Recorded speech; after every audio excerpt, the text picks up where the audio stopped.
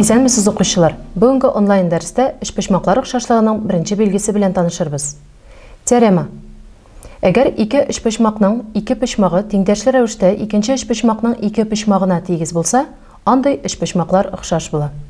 Әлеге теореманы эшпошмаклар охшашлыгының беренче билгесе дип атыйлар. Теореманы исбатлыйк. Теореманы исбатлау өчен охшаш ABC һәм A1, B1, C1 эшпошмакларын карыйк. A почмагы A1 почмагына, B почмагы B1 почмагына тигез булсын. Ягъни теореманың шарты буенча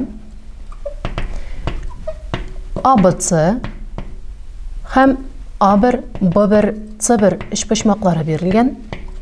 A почмагы A1 почмагына тигез, B почмагы B1 почмагына тигез.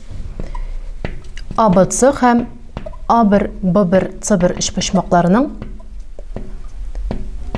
охшашлыгын исбатларга кирәк. Эшпошмакның почмаклары суммасы турындагы теорема буенча C почмагын табарга мөмкин. Аның өчен ABC эшпошмагын карыйк. ABC эшпошмагында C почмагы 180 градус алам A һәм B почмакларының суммасына тигез.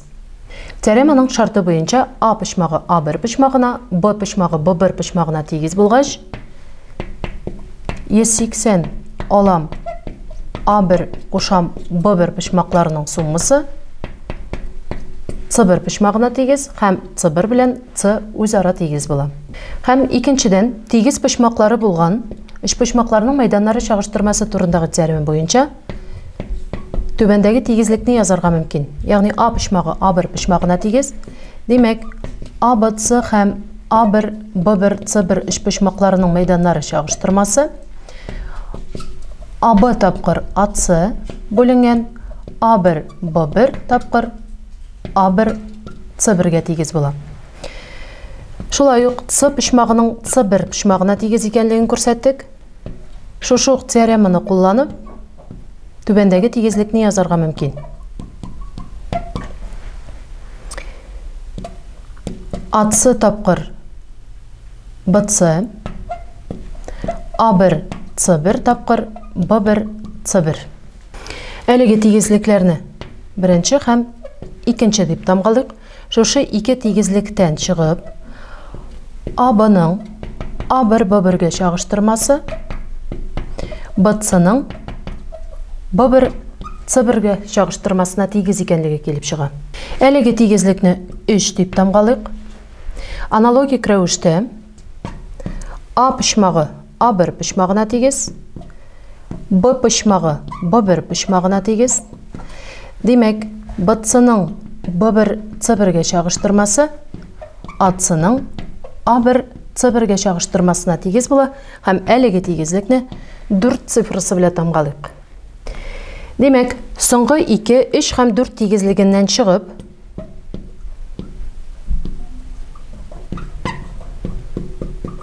түбәндәге нәтиҗәне язарга мөмкин. Димәк, AB-ның A1, B1-гә чагыштырмасы BC-ның B1, C1-гә чагыштырмасына тигез һәм шулай ук AC-ның A1, C1-гә чагыштырмасына тигез була. Димәк, якларының озынлыклары чагыштырмалары тигез булды. Шулай ук почмаклары тигез булды. Охшашлык билгеләмәсе буенча әлеге ике эшпошмакны охшаш дип әйтергә мөмкин. Димәк, ABC һәм A1, B1, C1 эшпошмакларының охшашлыгы исбатланды.